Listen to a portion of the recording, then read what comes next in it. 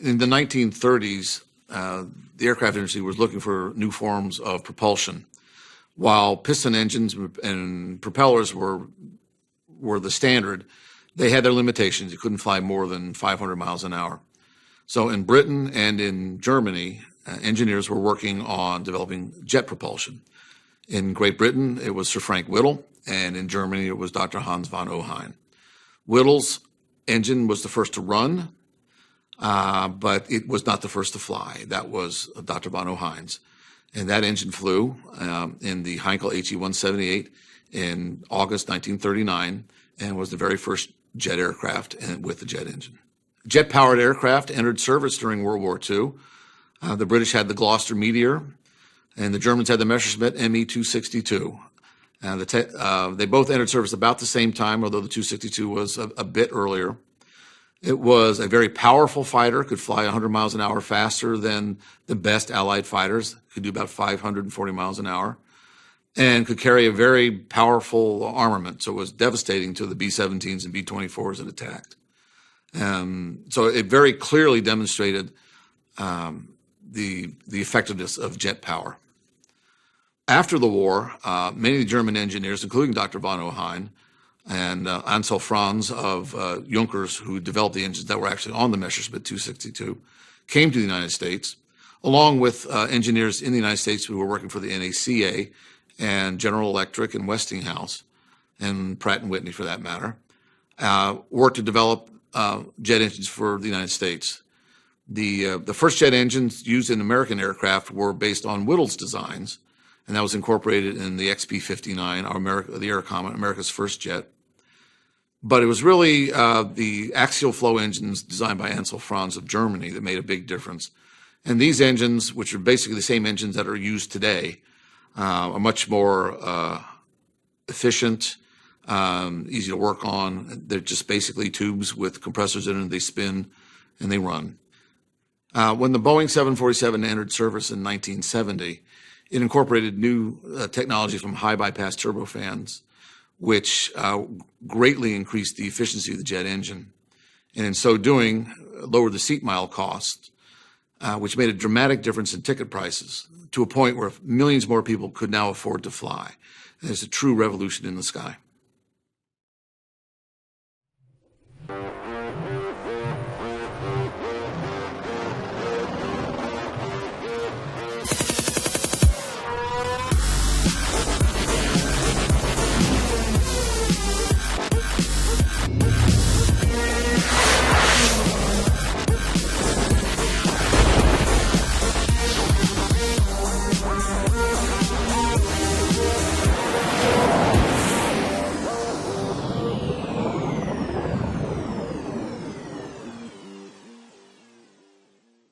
During the World War II era, there was a marked push to go ever faster with new aircraft designs. However, the conventional propulsion systems of the day were running into limitations. One of the key problems was the development of very high drag on the propeller due to compressibility effects. The local Mach number experienced at the tips of the propellers was well beyond sonic conditions, leading to the formation of shock waves on the blades and strong increases in drag. This led to increased torque and power requirements for the engines driving the propellers, ultimately leading to performance limitations on the aircraft. This situation was the context for the development of a new technology that could drive aircraft even faster. The jet engine was this enabling technology. The invention of the jet engine is an interesting story from the early days of World War II. Remarkably, it was independently and nearly simultaneously conceived by both the British and the Germans during the war. Early assessments of jet propulsion had been very pessimistic, concluding that the fuel consumption was too high, and the resulting abysmal efficiency would preclude practical use in flight. However, these early assessments were predicated on conventional flight speeds of that era. At much higher flight speeds, the tables were turned, and the jet engine begins to make sense. Within this context, there was a bit of an uphill battle for the inventors of the jet engine to convince the world of the merits of their invention. The initial idea for the jet engine was conceived by Frank Whittle of Britain in the late 1920s, leading to a patent filing in 1930 for the idea. However, the British Air Ministry expressed no interest in Whittle's idea, and Whittle subsequently became engrossed with other duties in the Royal Air Force. The jet engine concept then lay dormant in Britain for a number of years. It wasn't until 1936 that some investors agreed to work with Whittle to form a new company, Powerjets Limited, for jet engine development. Finally, in April 1937, they achieved a successful benchtop test of the engine, which was the first test of a jet with liquid fuel. A progression of work then led to the development of a practical jet engine, which was used on an experimental aircraft, the Gloster E-28-39. This aircraft first flew on May 15, 1941. It took some time, however, before senior military officials recognized the significance of this development. Meanwhile, it turns out that the Germans had actually flown a prototype jet aircraft almost 2 years before the first test flight of the Gloster-Whittle prototype. So let's shift our attention to the parallel development of the jet engine in Germany. While Whittle's idea was lying dormant between 1930 and 1936, a young German physicist named Hans von Ohain independently came up with the same idea. Von Ohain's inspiration came from his first flight in an aircraft, which left a lasting negative impression on him. His first flight was in a Junkers trimotor, powered by a set of radial engines that produced loud noise and vibration that were unsettling to von Ohain, who longed for a flight experience that was smooth and tranquil. With his background in physics, he was unencumbered by the conventional aeronautical thinking of the day and came up with the concepts that led to the jet engine. Unaware of Whittle's patent, he applied for his own German patent in 1936. Through a recommendation from his college professor, he then approached Ernst Heinkel of the Heinkel Aircraft Company, whom he thought would be receptive to his ideas. Indeed, the visionary Heinkel embraced von Ohain's concept and provided support for the development of his jet engine. This extended development work resulted in a benchtop prototype that was powered by hydrogen in order to simplify the design and avoid some challenges with combustion of liquid fuel. Based on this success, von Ohain worked with a team of Heinkel's engineers to build a functioning engine, resulting in a prototype that produced 1,000 pounds of thrust. They integrated their new engine into a custom-designed aircraft, the Heinkel HE-178. On August 27, 1939, the German pilot Erich Warsitz piloted the first flight of a jet aircraft in the world. This event spawned a new era, the jet age. The jet engine radically transformed aviation and is probably the single most important milestone in aircraft technology development in the first 100 years of flight.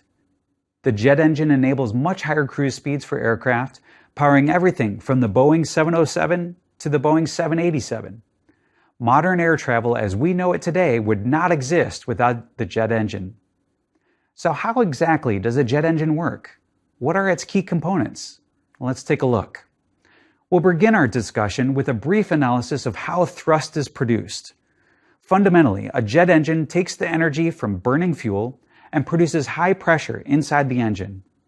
The difference between this high pressure inside the engine and ambient pressure outside produces a net force in the direction of flight.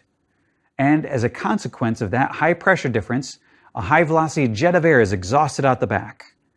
Coming from these concepts is a simplified form of the thrust equation, derived with a few simplifying assumptions. This equation indicates that the force produced by a jet engine is equal to the mass flow rate through the engine times the difference in velocity between the exit and the inlet. This equation comes from applying Newtonian mechanics to a control volume representing the jet engine, and recognizing that, fundamentally, the jet produces high pressure that leads to thrust. Both Newton's second law, force is equal to the time rate of change of momentum, and Newton's third law, for every action there is an equal and opposite reaction, are used in this derivation.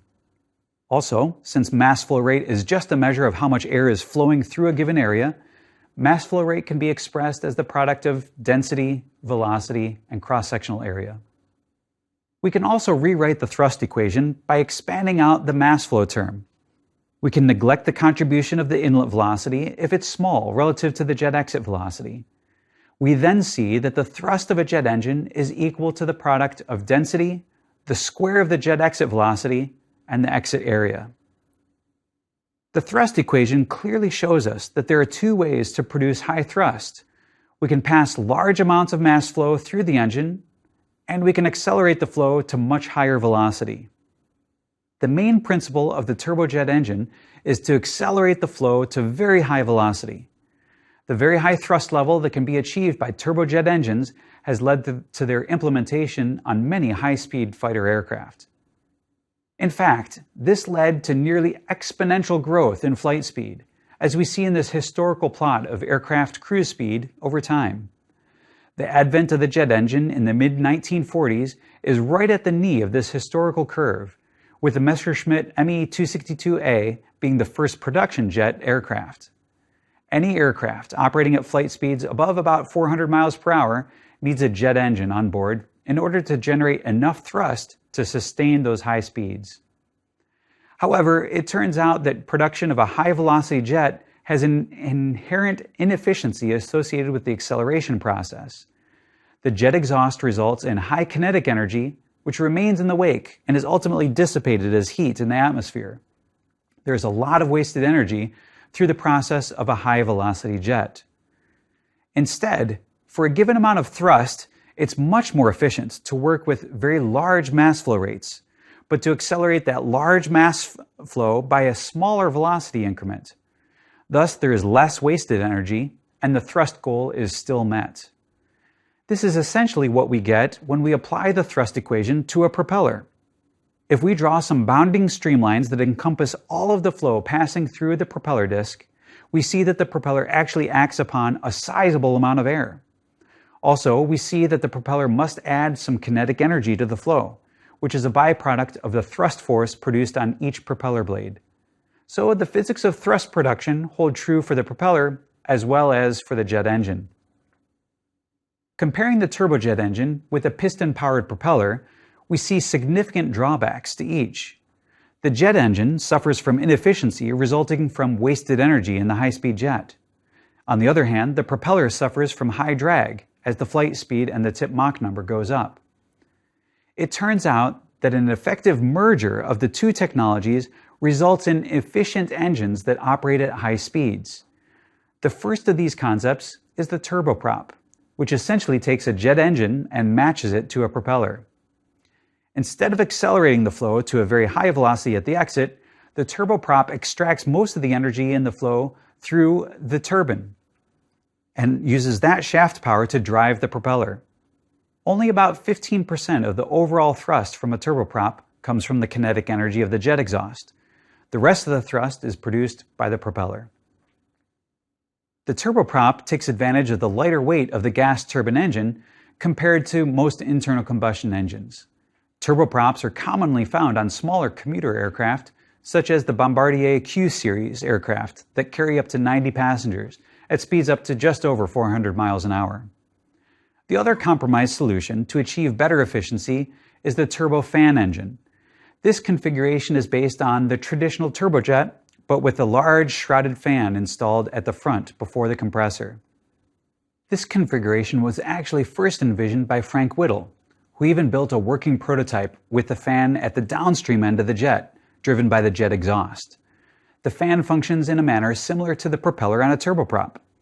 The key differences between a turbofan and a turboprop are: 1. The turbofan still produces a substantial amount of thrust from the jet exit velocity. 2. The turbofan is shrouded by an inlet housing called a nacelle. And 3. The turbofan has a much higher blade count than the turboprop. A turbofan achieves much greater efficiency than the turbojet by accelerating a large mass of air to a lower velocity. The majority of the flow exiting the turbofan simply exhausts straight out of the engine. This is called bypass flow. Meanwhile, the portion of the flow that flows through the compressor and the remainder of the engine is core flow. We can describe the relative amount of flow between the bypass duct and the engine core by defining the bypass ratio, which is the mass flow of air through the bypass duct divided by the mass flow of air through the core. Higher bypass ratio engines are generally more efficient. While a typical turbojet engine might burn 1 pound of fuel per hour for every pound of thrust, an equivalent turbofan engine might burn about half that fuel rate. This efficiency advantage makes the turbofan the most popular propulsion system flying on aircraft today. Just about every commercial jet in service today flies with turbofan engines. The other advantage of turbofan engines is the reduced noise that they produce. It turns out that the noise emanating from a jet of air is very loud and scales with the 8th power of velocity. So a doubling of the exit velocity of a jet can result in a noise increase of over a factor of 100. The exit velocity of the bypass flow is much lower than the core jet, thus producing much less noise. Technologies for noise reduction are also being employed to improve the mixing between the bypass flow and the core flow in an effort to further reduce the jet noise. So-called chevrons are seen on modern commercial airliners such as the 787 or the 747-800. Implementation of these chevrons emerged from fundamental research conducted by NASA and academia, resulting in significant noise reduction with minimal thrust penalty. Since turbofan engines with high bypass ratio offer these big advantages of fuel economy and reduced noise, there is a continual push to higher and higher bypass ratios for commercial airliners. This push for higher bypass ratio has had some interesting implications on aircraft design. One example of this is in the evolution of the Boeing 737 aircraft family. The 737 was originally designed based on the Pratt & Whitney JT8D engine, which has a low bypass ratio of 0.96 to 1. The engines, which have a fan diameter of about 49 inches, were hung directly underneath the wing of the 737-100 and 737-200 aircraft.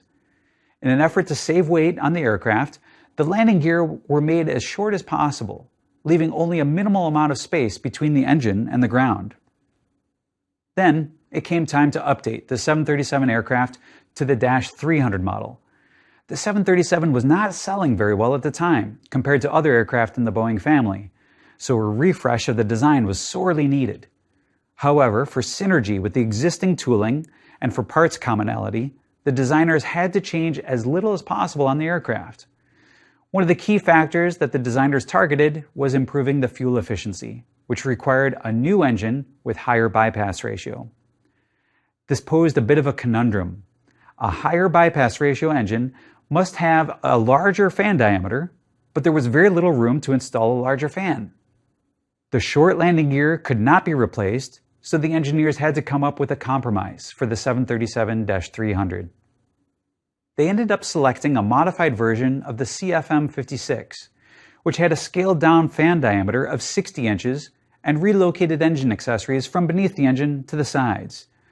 Boeing then mounted the engine on a pylon in front of the wing and used a nacelle around the engine with an elongated shape to ensure sufficient ground clearance. These compromises have resulted in an odd-looking engine inlet on the remainder of the 737 family, but the move has been highly successful. It turns out that the initially poor-selling 737 has turned into the best-selling aircraft in all of history.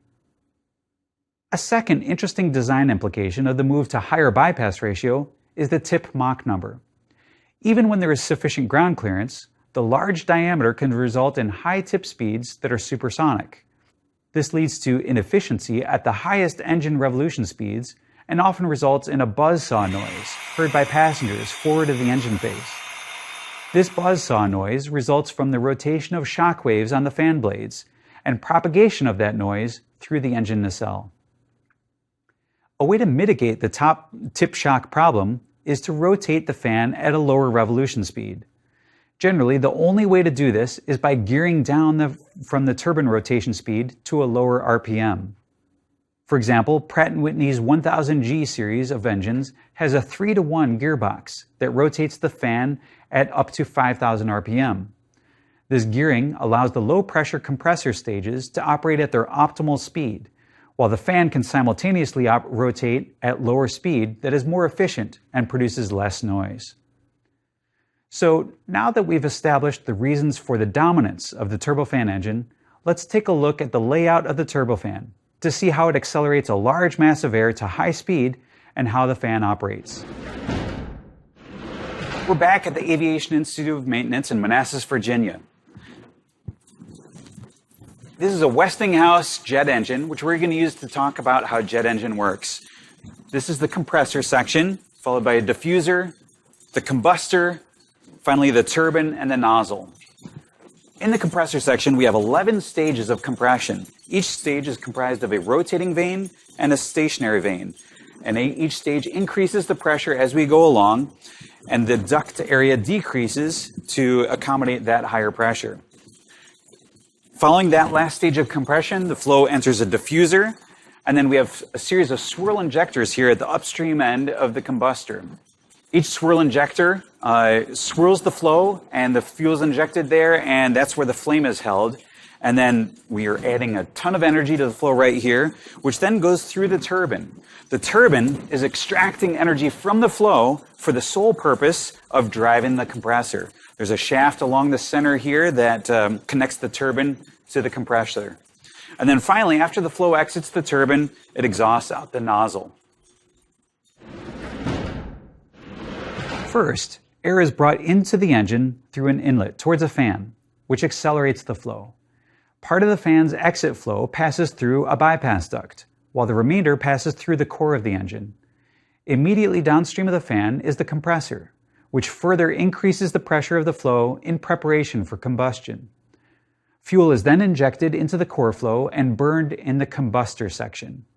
The hot byproducts of combustion are passed through a turbine section, which extracts some of the energy from the flow to drive the compressor and fan via an interconnecting shaft, or 2 or even 3 concentric shafts. The air is then passed through a nozzle, which accelerates the air to the exit velocity of the jet. Let's look in detail at the function of each of these components of the jet engine, following the flow path from start to finish. Air is drawn into the engine inlet, where the area increases slightly before reaching the front face of the fan. Based on the conservation of mass, if the area is increased, then the flow velocity must decrease. And based on the Bernoulli equation, if the flow velocity decreases, then the pressure increases. So the inlet actually does a little bit of compression work before the flow even reaches the fan. The fan then accelerates the flow, with the bypass flow producing a substantial amount of thrust, even though the velocity increment is not very high. This is because there is a substantial amount of mass flow through the fan. The fan is generally the most visible component of the engine when viewed from the front. The design of the blades is highly complex, dictated by optimizing pressure rise at all operating conditions while minimizing the noise produced by the fan.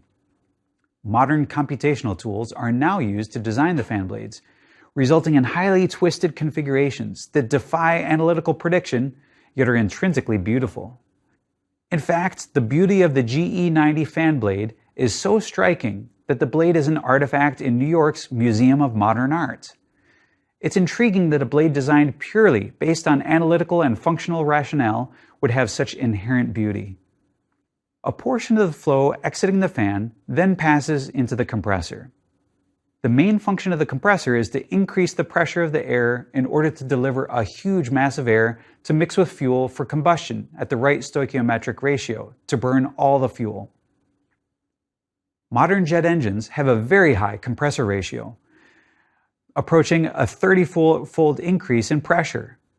This is done by cascading multiple stages, with each stage doing a much smaller amount of work. In fact, the compressor can have well over 10 or even 20 stages. The reason for multiple stages is that they can perform the compression more efficiently than a single stage attempting to achieve the same pressure ratio. The downside of multiple compression stages is increased weight, however, since each stage is comprised of a rotating disc paired with a stationary set of vanes. The stationary vanes, known as stators, serve to condition and direct the flow for optimal alignment with the following stage. As the air progresses through each stage, the flow passage area decreases to accommodate the compression process. In fact, the flow passages near the latter stages of the compressor can be quite small. Another feature of the compressor that is most often split into 2 separate sections, with the low pressure compressor followed by the high pressure compressor. Each of these 2 compressors is independent and driven at a separate speed.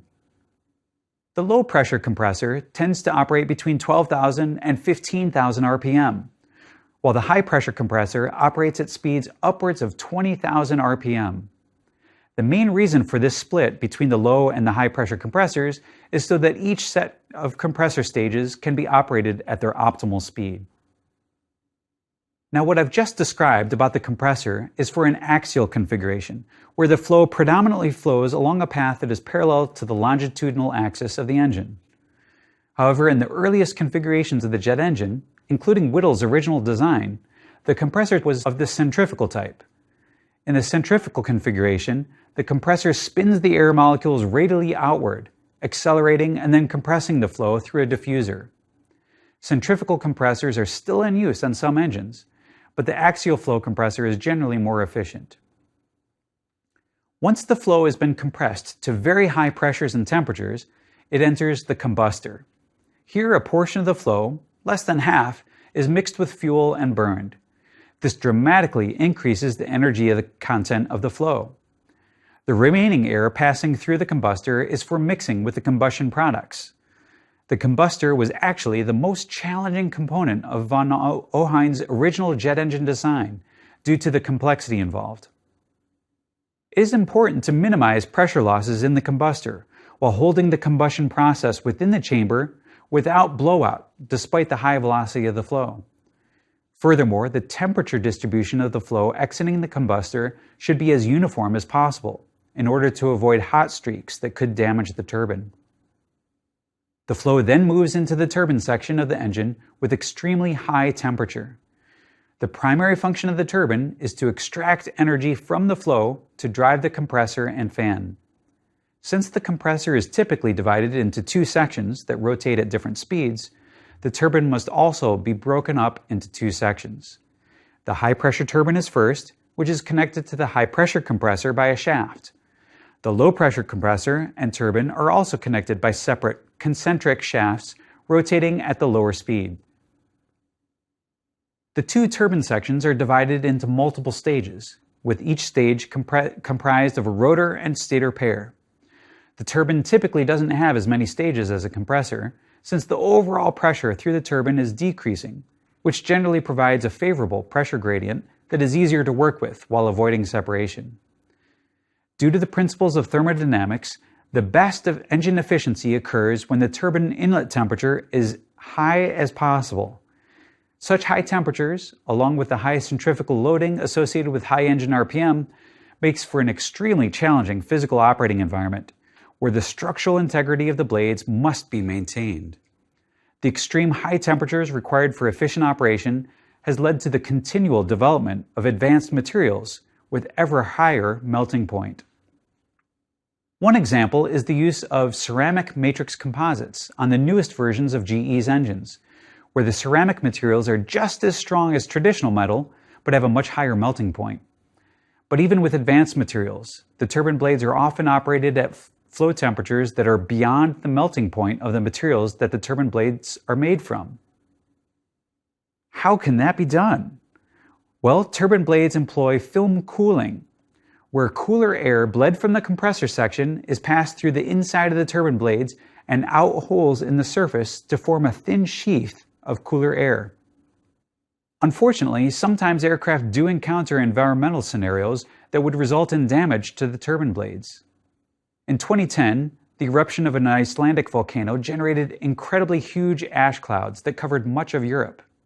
This event shut down aviation in that part of the world for about a week due to concerns about what the ash cloud would do to the jet engines. The problem is that the ash will get ingested into the engine and can deposit on the blades, thus blocking the cooling holes and disrupting the flow of cooling air over the blade. Returning to our tour of the engine, the final section is the nozzle. This component accepts the high temperature flow from the turbine exit and accelerates it to the exit velocity of the jet. Ideally, the exit pressure of the nozzle is matched to the ambient pressure for optimal efficiency, and the flow is accelerated to as high velocity as possible for high thrust. Now, one other possible component is the afterburner, which is found mostly on military engines and sometimes on civilian engines, such as the Rolls-Royce Snecema Olympus 593, used on the Concorde. The afterburner, if present, is mounted between the turbine and the exhaust nozzle and serves to dramatically increase the thrust of the engine. The trick is simply dumping fuel into the hot flow, exiting the turbine, and burning the added fuel.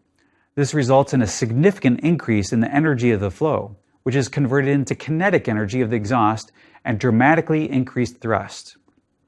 The problem with afterburning is that it is incredibly inefficient.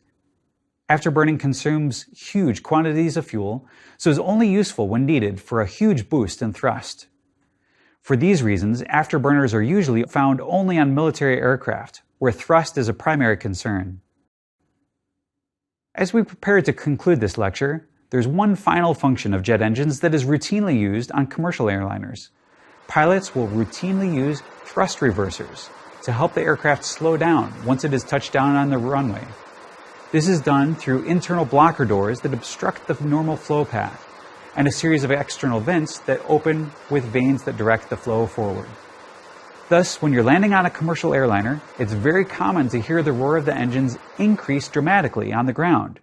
The thrust is actually being increased, but directed in the forward direction to slow the aircraft down. Okay, so we've seen that the thrust produced by a jet engine is all about the pressure difference between the air inside the engine and the outside ambient pressure. This leads to exhaust of a high-velocity jet. The most efficient turbofan engines have a large bypass ratio, where most of the flow goes only through the fan, while the remainder goes through the core of the engine. So there's a continual push for ever larger engines to improve the fuel efficiency of flight.